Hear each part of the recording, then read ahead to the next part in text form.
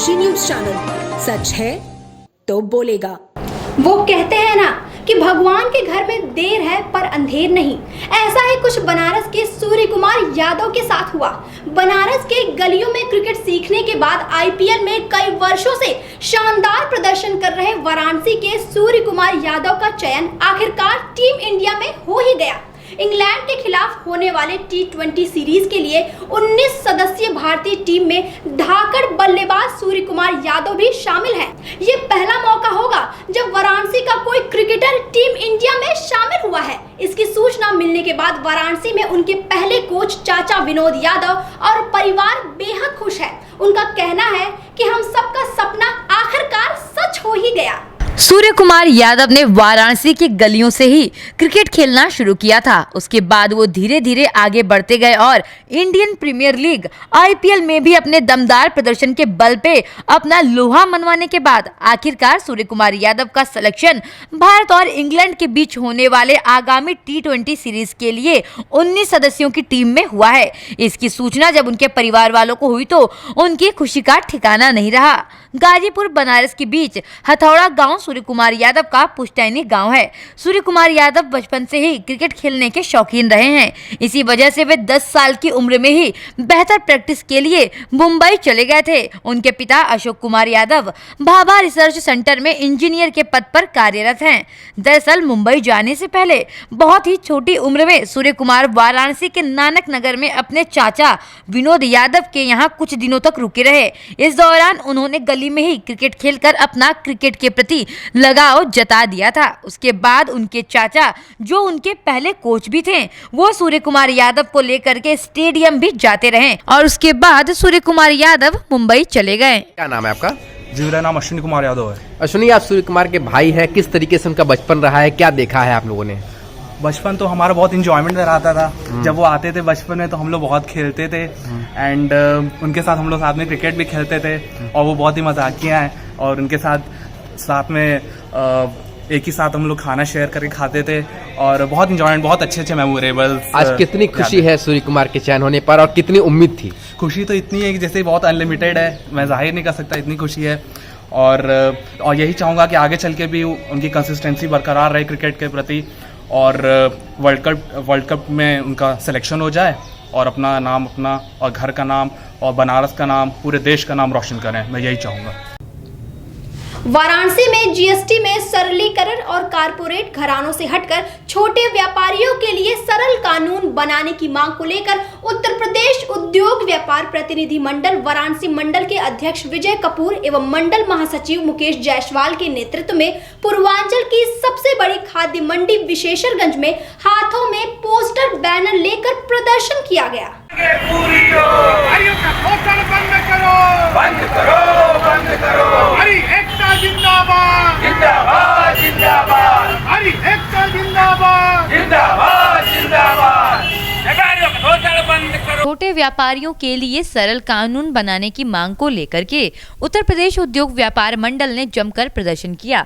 इस अवसर पर वाराणसी के मंडल अध्यक्ष विजय कपूर एवं मंडल महासचिव मुकेश जायसवाल ने कहा कि जीएसटी को आए लगभग 3 साल हो गए हैं और इन 3 सालों में 1000 से भी ज्यादा बदलाव किए गए हैं, जिसका पता शायद सरकार को भी नहीं होगा। बदलाव पर बदलाव किए जा रहे हैं मगर व्यापारियों को राहत नहीं मिल पा रही है। लॉकडाउन के बाद बाजार को गति देने के लिए सरकार भले ही पर्याप्त वित्तीय सहायता प्रदान करने की दिशा में कारगर कदम उठा रही है मगर जीएसटी में ई-वे बिल सहित अनेक अव्यवहारिक प्रावधानों ने उद्योग व्यापार जगत को संकट में डाल दिया है, जिसके कारण व्यापारी वर्ग परेशान है। ई-वे बिल के नियमों को लेकर के व्यापारियों ने कहा कि इसमें 200% पेनाल्टी का प्रावधान हो गया है। साथ ही राशि न देने पर माल बेचकर राशि वसूलने का भी नियम रखा गया है। प्रदर्शन के दौरान विजय कपूर, मुकेश जायसवाल, नंद कुमार टोपी वाले, अनिल केसरी, राजेश केसरी इत्यादि लोग उपस्थित रहे। अपना नाम परिचय बताएं। मैं विजय कपूर। विजय जी, किस लिए धरना दे रहे, क्या वजह दे रहे आज यहाँ पे? जीएसटी आज व्यापारियों के लिए संकट खड़ा कर रही है। उसके आज जब से जीएसटी लागू हुई है जुलाई 2017 से, तब से आज तक 1185 संशोधन किए जा चुके हैं। तो सारे व्यापारी तो परेशान है ही, उसके साथ साथ आप समझिए कि जिससे संबंधित लोग हैं, सीए, वकील वो भी परेशान हैं, वो भी व्यापारियों का समुचित उत्तर जीएसटी के बारे में नहीं दे पा रहे हैं। तो हमारी सरकार से गुहार है कि जीएसटी को सरल करे, व्यापारी को समझ में आए जीएसटी, ताकि वो आसान से अपना कर अदा कर सके और दुश्वारियों से बच सके। वाराणसी के काशी हिंदू विश्वविद्यालय के सिंह द्वार पर विश्वविद्यालय को पूर्ण रूप से खुलवाने की मांग को लेकर सिंह द्वार पर छात्र धरने पर बैठ गए और जोरदार प्रदर्शन करने लगे। छात्रों का प्रदर्शन देखते हुए सुरक्षा कर्मियों के साथ स्थानीय पुलिस भी मौके पर पहुंच गई। छात्रों ने प्रदर्शन करते हुए कहा कि जब तक विश्वविद्यालय पूर्ण रूप से खुल नहीं जाता तब तक हम धरना प्रदर्शन करते रहेंगे।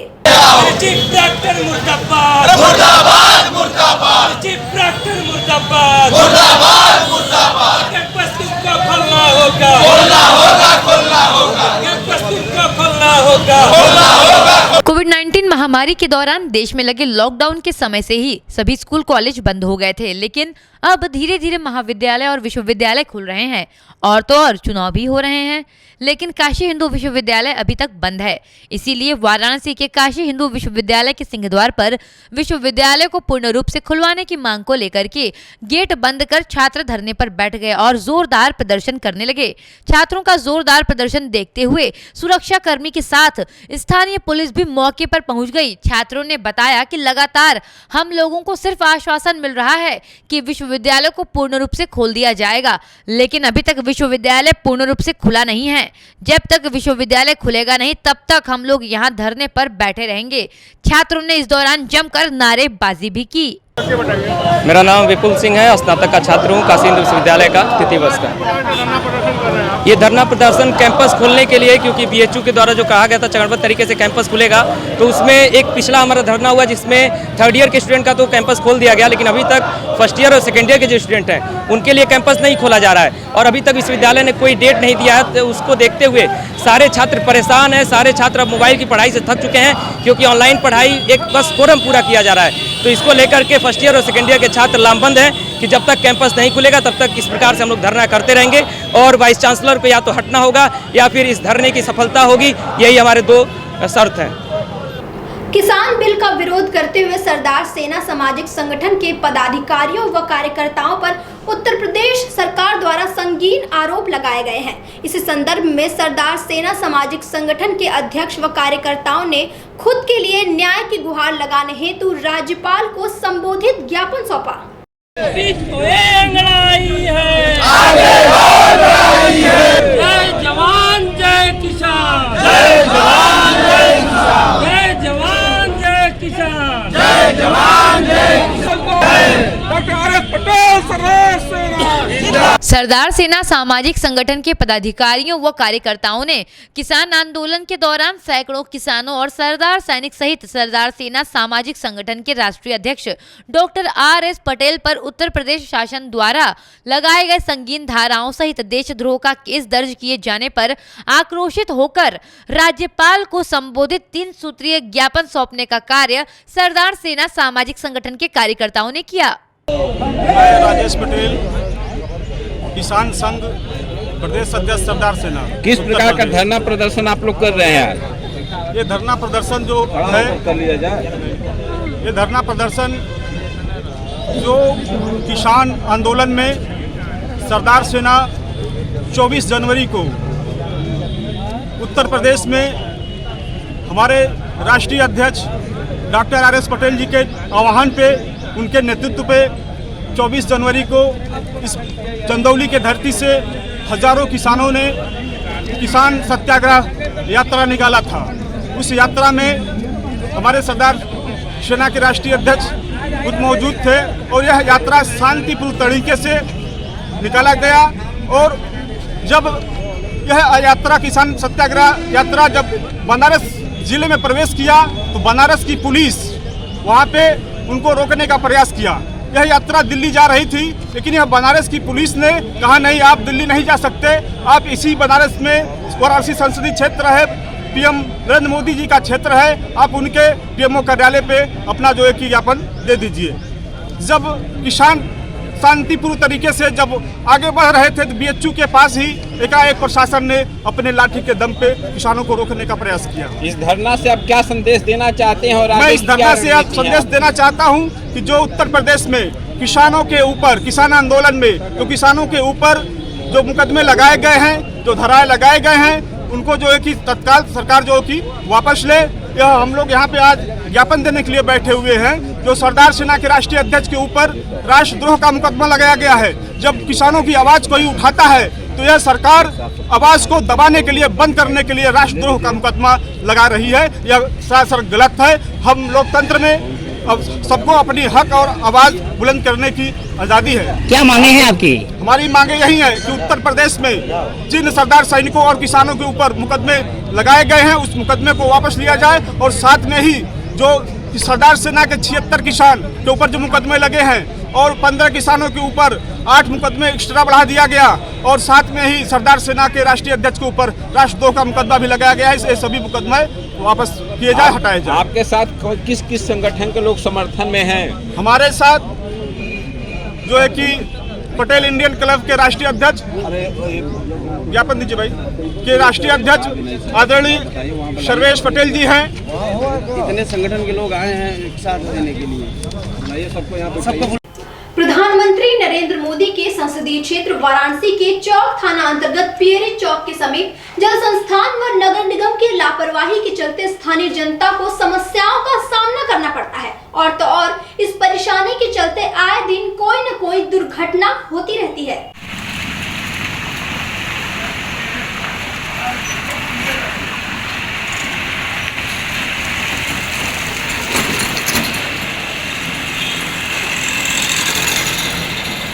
प्रधानमंत्री नरेंद्र मोदी के संसदीय क्षेत्र वाराणसी में चौक थाना अंतर्गत कबीरचौरा मार्ग पर जल संस्थान व नगर निगम के लापरवाहियों के चलते क्षेत्रीय जनता आए दिन परेशान रहती है। आम जनता दुर्घटना का शिकार हो जाती है, लेकिन नगर निगम अधिकारियों को इसकी कोई भी परवाह नहीं है। जोनल अधिकारी व जल संस्थान के अधिकारियों को सूचित करने के बावजूद भी आम जनता की जिंदगी के साथ खुलेआम लापरवाही बरती जा रही है। पियरी क्षेत्र के निवासी घनश्याम यादव ने बताया कि अगर बताए गए मार्ग पर जल्द से जल्द कार्यवाही नहीं होती है तो जन आंदोलन किया जाएगा, जिसकी जिम्मेदार सिर्फ और सिर्फ नगर निगम और जल संस्थान के आला अधिकारी होंगे। मैं घनश्याम यादव। घनश्याम जी कहाँ रहते हैं आप? मैं छोटी पियरी का निवासी हूँ। ये बेनिया क्या समस्या, पूरी समस्या बताएं। दुनिया की जो आप समस्या देख रहे हैं विगत लगभग 1.5 वर्षों से जिला प्रशासन, नगर निगम, जल संस्थान की उदासीनता के चलते जो आए दिन प्रतिदिन यहाँ पे पब्लिक गिर रही है, चोट लग रहा है, मगर इनके कानों में जू नहीं रेंगता है। प्रतिदिन जोनल अधिकारी गुजरता है, प्रतिदिन जल संस्थान के प्रबंधक भी गुजरते हैं, मगर आज तक इन्होंने कोई कार्य नहीं किया। कुछ दिन पूर्व जो इन्होंने बिनियाबाग तिरमाही पे आप देखेंगे इन्होंने गड्ढा भी खोदा, कार्य भी किया, पुनः गड्ढे को पाटा भी नहीं और छोड़ के चले गया, पुनः वहाँ से पानी रिसने लगा। अभी आप देख रहे हैं बिनियाबाग से जो बिनियाबाग से कबीरचौरा का मार्ग है, उस मार्ग पे ज़बरदस्त मनोहल बह रहे हैं और जिससे प्रतिदिन राहगीर गिर रहे हैं, पड़ रहे हैं, चोट लग रहे हैं और गंदे पानियों से गुजरने का। कितने सालों से है ये? लगभग 1.5 सालों से है और कई बार शिकायत करने के बावजूद कोई भी सक्षम अधिकारी इस पर कार्य नहीं कर रहा है। केंद्रीय पूजा समिति की ओर से दशाश्वमेध घाट पर श्रमदान करके पुण्य कमाने हेतु घाटशिला में स्वच्छता अभियान चलाया गया। इस अवसर पर केंद्रीय पूजा समिति काशी के अध्यक्ष तिलक राज मिश्रा ने कहा कि यहाँ पर 10 बार अश्वमेध यज्ञ हुआ है, इसलिए इसे दशाश्वमेध घाट कहते हैं। केंद्रीय पूजा समिति की ओर से दशाश्वमेध घाट पर श्रमदान करके पुण्य कमाने हेतु घाटशिला में स्वच्छता अभियान चलाया गया। इस अवसर पर केंद्रीय पूजा समिति काशी के अध्यक्ष तिलक राज मिश्र ने कहा कि दशाश्वमेध घाट वही स्थान है जहां पर 10 बार अश्वमेध यज्ञ हुआ है और इसका निर्माण वीर सपूत बाजीराव पेशवा ने कराया था। इसका जीर्णोद्धार वर्षों बाद अहिल्याबाई होलकर ने कराया था। आज इस पावन तट पर मां गंगा की सेवा और श्रमदान करके हमें बहुत ही प्रसन्नता हो रही है। मेरा नाम तिलक राज मिश्रा है, मैं केंद्रीय पूजा समिति काशी का अध्यक्ष हूँ। आज क्या किया तिलक जी, कहाँ पर किए, किस घाट पर? इस घाट जो हमारे बाजीराव पेशवा जी ने इसका निर्माण कराया था और काशी के प्राचीन घाटों में से एक है, जिसको बाद में हमारे अहिल्याबाई होलकर जी ने इसका जो जीर्णोद्धार कराया। और काशी की जनता का ये प्रतीक के रूप में पूरी दुनिया में, क्योंकि पूरे देश पूरी दुनिया से लोग यहाँ आते हैं दर्शन करने के लिए, गंगा जी का स्नान करने के लिए, और माँ गंगा हम लोगों की माँ के रूप में है। तो हमारी ये सोच बनी सबकी साथ आए कि हम लोग कुछ एक दिन ऐसा रखें जिन्हें माँ की सेवा करें। हम स्वच्छता नाम नहीं दे रहे हैं, माँ की सेवा करने के लिए, जैसे एक पुत्र अपने माँ की सेवा करता है, उस भाव से हम लोग अंदर उतरे, माँ के चरणों में नमन करते हुए, और हम माँ की सेवा करें, ताकि उसमें जो भी लोग अपना पुष्प अर्पित किए हैं, बाकी चीजें अर्पित किए हैं, जो अपने एक हिंदू धर्म की मान्यता और श्रद्धा के साथ लोग डाल जाते हैं, उसको हम लोग बाहर निकालें। और उनसे भी निवेदन करेंगे कि कुछ एक ऐसी जगह बन जाए जहाँ वो जाए, और एक कोई कुंड तालाब बन जाए जहाँ पर उसका हम लोग वो कर लें।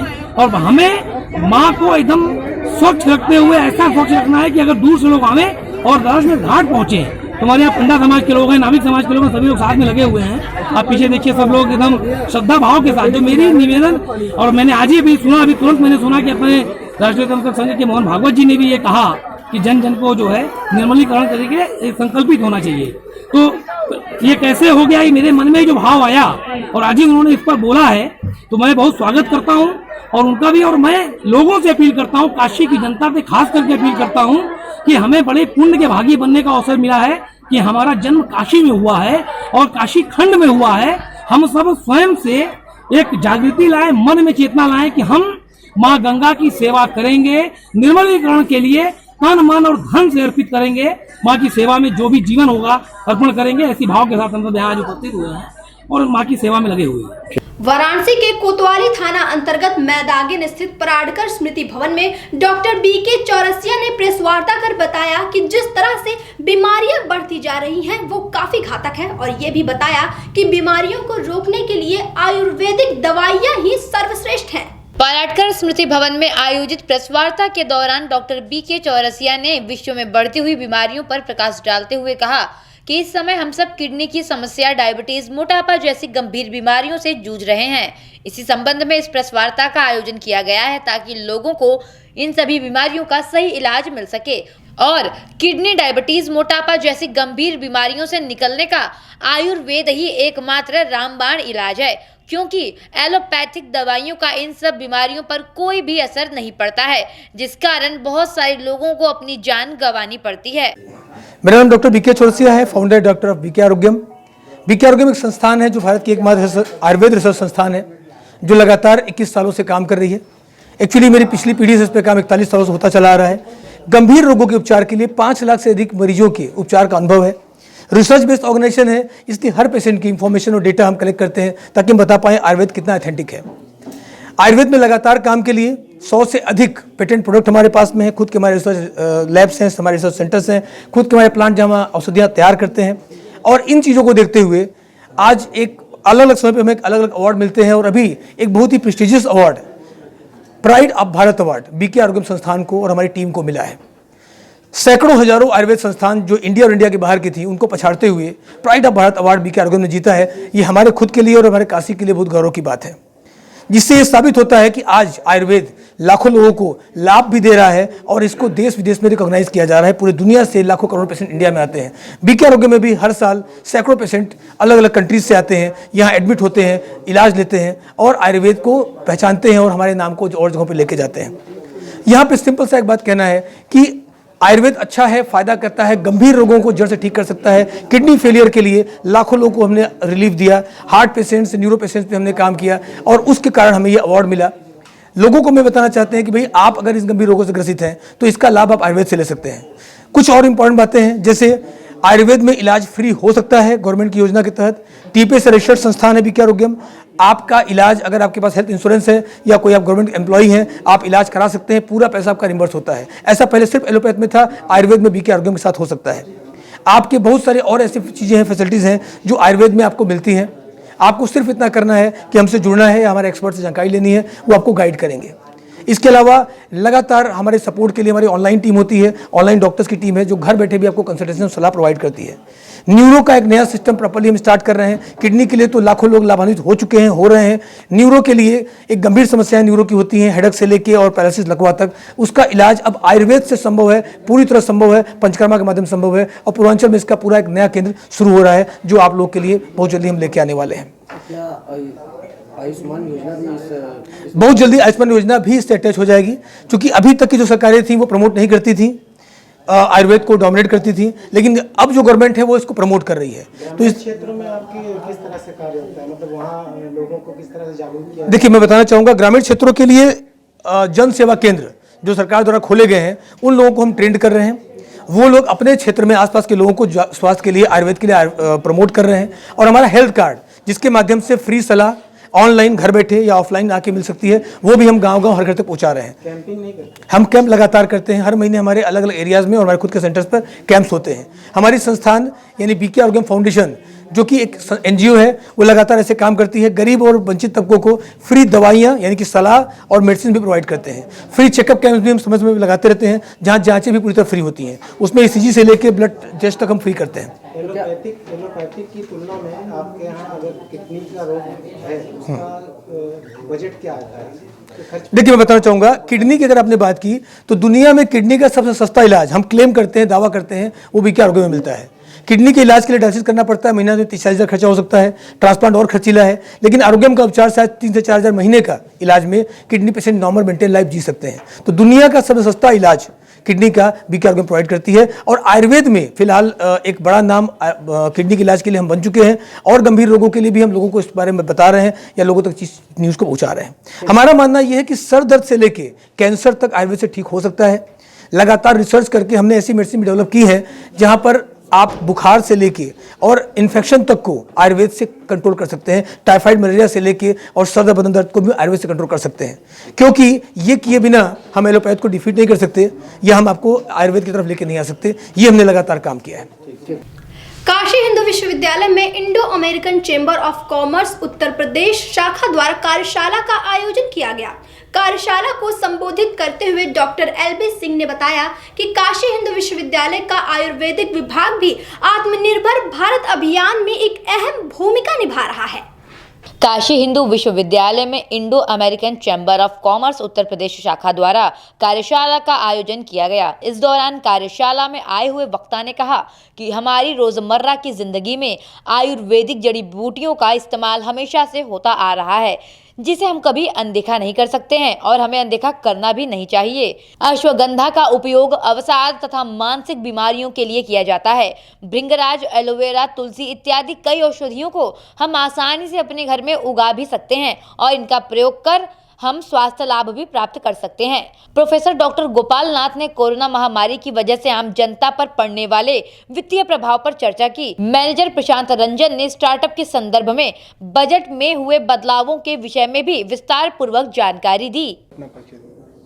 मेरा नाम राजेश कुमार तिवारी है। मैं Indo American chamber of commerce का वाइस प्रेसिडेंट हूँ और डीजी एनर्जी यूएस की जो कंपनी है उसका भी वाइस प्रेसिडेंट हूँ। किस प्रकार का कार्यक्रम और कहाँ पर होगा? ये प्रोग्राम बेसिकली आत्मनिर्भर भारत फ्रॉम दिस बजट से कैसे सपोर्ट मिल रहा है भारत को, और ये भारत जो है मतलब हमारा देश कैसे आत्मनिर्भर है। ये कोरोना जो है हमें डिस्टर्ब नहीं कर पाया, ठीक है, और आगे भी इस तरह की पैंडेमिक डिस्टर्ब नहीं कर पाएंगी। और आज जो बजट हमारा आया है किस तरीके से हमारे बिजनेस में सपोर्ट कर रहा है, हमारे नए स्टार्टअप को सपोर्ट कर रहा है, जो पुराने हमारे ऑलरेडी बिजनेस रन हो रहा है उसको कैसे सपोर्ट कर रहा है, या कोई प्रॉब्लम आ रहा है किसी कारण बस गवर्नमेंट से रिलेटेड, जैसे लोग अभी हल्ला किए जीएसटी में प्रॉब्लम आ रहा है, किसान आंदोलन हो रहा है उसमें भी प्रॉब्लम आ रहा है, तो उसको हम लोग इस सेशन के थ्रू उसको एलोब्रेट करके कैसे हम सॉल्व कर सकते हैं प्रॉब्लम को, इसका बस चर्चा कर रहे हैं। हमारे मुख्य वक्ता जो हैं प्रोफेसर गोपाल हैं, प्रोफेसर एलबी सिंह हैं, हमारे सीए मुकुल शाह हैं, सीए पूनम जी हैं, रवि पटौदिया हैं, और नए एंटरप्रेन्योर जो यहाँ पर स्टार्टअप से हैं इस बिल्डिंग के, वो भी सारी कंपनियाँ ज्वाइन की हुई हैं। महात्मा गांधी काशी विद्यापीठ में छात्र संघ चुनाव को लेकर सरगर्मियां तेज हो गई हैं, जहां एक और सभी प्रमुख राजनीतिक दलों के छात्र संगठन अपनी पूरी ताकत झोंके हुए हैं, वहीं एक छात्र नेता ने कुलपति पर जाति आधारित सोच की वजह से उसका नामांकन रद्द करने का गंभीर आरोप लगाया है। आरोप इतना संगीन है कि मामला हाई कोर्ट तक पहुंच चुका है। दरअसल महात्मा गांधी काशी विद्यापीठ में छात्र संघ चुनाव को लेकर के सभी दलों ने अपनी अपनी ताकत झोंक दी है। जहां समाजवादी पार्टी और कांग्रेस के बड़े नेता अपने पैनल के छात्र नेताओं के लिए प्रचार प्रसार में जुटे हुए हैं, तो वहीं अखिल भारतीय विद्यार्थी परिषद को भी राज्य मंत्री नीलकंठ तिवारी ने खुले तौर पर अपना समर्थन दे दिया है। इसी क्रम में प्रतिष्ठा का विषय बने छात्र संघ चुनाव में उपाध्यक्ष पद के प्रत्याशी अभिषेक सोनकर का नामांकन रद्द कर दिया गया है। नामांकन रद्द करने की वजह यह बताई गई है कि छात्र द्वारा दस्तावेजों पर विभागाध्यक्ष के साइन नहीं है। लेकिन आज उपाध्यक्ष पद के प्रत्याशी अभिषेक सोनकर ने एक प्रेस कॉन्फ्रेंस करके कुलपति पर गंभीर आरोपों की झड़ी लगा दी, जिसके बाद परिसर में हड़कंप मच गया। इतना ही नहीं, ये मामला अब हाईकोर्ट तक जा पहुंचा है। प्रेस कॉन्फ्रेंस में अभिषेक सोनकर छात्र नेता के सहयोगी राहुल राज ने बताया कि लिंग 2 कमेटी के हिसाब से प्रवेश पत्र समेत सभी दस्तावेज चुनाव अधिकारी के समक्ष दिए जा चुके थे, लेकिन विभागाध्यक्ष के सिग्नेचर और प्रवेश पत्र का हवाला देकर के नामांकन रद्द करा दिया गया, जबकि प्रत्याशी की तरफ से सभी दस्तावेज दे दिए गए थे। अब इस मामले को लेकर के हम हाईकोर्ट जा रहे हैं, जहां नामांकन रद्द कराने को चुनौती दी जाएगी। मंगलवार को हाईकोर्ट में इसकी सुनवाई होनी है। क्या नाम है आपका? मेरा नाम अभिषेक सोनकर है और इस मैं नीति वर्ष का छात्र हूँ और जो उपाध्यक्ष पद का उम्मीदवार भी था। अभिषेक जी, आपको विश्वविद्यालय प्रशासन ने क्या बताया, क्यों आपका पर्चा निरस्त किया गया है? उनका बताना है कि जैसा कि आप सभी छात्रता हैं, जो तमाम छात्रता हैं, अपना लिंग 2 की कमेटी के द्वारा अपना नामांकन किया है, वैसे मैं भी किया हूँ। मेरे पास आइडेंटिटी कार्ड था, बट उनका कहना है कि मेरे पास विभागाध्यक्ष सिग्नेचर नहीं है, मोहर नहीं है और उपस्थित प्रमाण पत्र नहीं है, जो कि मेरे पास संलग्न लगा सब कुछ उपस्थित है, सब कुछ सही है। ठीक, सब कुछ सही है, उसमें उपस्थित भी है। उसमें 75% मांगता है ऊपर, मेरा 83% फिलॉसफी में है, 81% इंग्लिश में है और 79% मेरा हिस्ट्री में है। मैं कहीं से भी कुछ नहीं है दिक्कत है। लिंग 2 कमेटी के द्वारा मेरे पास हाई स्कूल, इंटर, फीस रसीद, एडमिट कार्ड, वो तमाम क्षेत्र जो है सब कुछ मेरे पास उपस्थित है। आपके ऊपर कुछ जातिवादी टिप्पणी की बात अभी कह रहे थे, क्या मामला है ये? देखिए, जब मैं नामांकन निरस्त हो गया तो मैंने कुलपति आवास से मुझे धरना दिया गया। सारे अपने जितने साथी लोग करते हैं वहाँ बैठा गया, तो वहाँ पे हम लोग को एक शिकायत प्रकोष्ठ जो होता है, ग्रीवेंस सेल, हम लोग द्वारा बनाया गया। हम लोग को वहाँ बैठाया गया कि आप लोग का पर्चा वैध हो गया। जब पर्चा वैध हो गया तो वहाँ पे हम लोग धरना समाप्त कर दिया गया। पर शाम में फिर हम लोग को वेबसाइट पर आता है कि आपका एक पॉइंट पे धरना, एक पॉइंट पे आपका सही हो गया है और दूसरे पॉइंट पे आपका जो है कि विभागाध्यक्ष मोहर नहीं है। अब विभागाध्यक्ष मोहर मेरे कॉपी पे संलग्न है, लगी हुई है। जातिवादी टिप्पणी जब कुलपति आवास सर मुझे कुलपति महोदय जी ने अपने आवास से बुलाया तो हमसे बोला कि आपका उम्र है, एज है, तो आप जातिवाद रवैया से बोले कि आपका दलित समाज से जुड़े हुए हो, तुम कैसे यहाँ पे जाके काम धंधा करो, क्या तो चुनाव लड़ने का अधिकार नहीं है, इसी नहीं है। उन्होंने टिप्पणी में बोला। क्या आपकी जाति की वजह से आपको मना किया कि आप नहीं लड़ सकते? जो कि मुझे लगता है कि संलग्न में है सबकी, जैसे सबका नामांकन पत्र है, मेरा नामांकन पत्र है, मेरे पास सब कुछ वहाँ पर मौजूद है। आप PDF देख लीजिए, मेरा वहाँ पे जो तमाम चीज़ रखी हुई है सब कुछ में सही है। तो करने का कारण क्या है? जातिवादी हो सकता है कि मैं दलित समाज जुड़ा हुआ हूँ। उन्होंने कहा आपसे जातिवादी? हाँ, उन्होंने कहा है, बोला है कि आप काम धंधा करो, तुम दलित समाज जुड़े हुए, तुम्हारा अधिकार नहीं है चुनाव लड़ने का। तो इस चीज़ की शिकायत आपने पुलिस में, थाने में, प्रशासन में? हाँ, मैं तमाम अनुसार थे, मैं थाना सिकरा पे गया था, एक संलग्न लेकर गया था, तो उन्होंने बोला कि ये मेरा अधिकार पे मौजूद है, आप जाके कुलपति आवास में दीजिए और उनको सस्पेंड करने की बात करिए, ये मेरे यहाँ से नहीं हो पाएगा। तब मैं उच्च न्यायालय हाईकोर्ट में गया हूँ, मैं वहाँ पे स्टे का दाखिला किया है, जो कि कल सुनवाई, आपको मंडे की सुनवाई है। क्या न्यायालय में भी इस बात को आप लोगों ने संलग्न किया कि आपके ऊपर जातिवादी टिप्पणी की गई है? जी, मैंने अपना ST/SC जाति कास्ट का और तमाम संलग्न जो मैं सब कुछ लगाया है और सुनवाई में पक्ष में होगा। मुझे बाबा साहब अम्बेडकर के संविधान पे भरोसा है। ठीक है।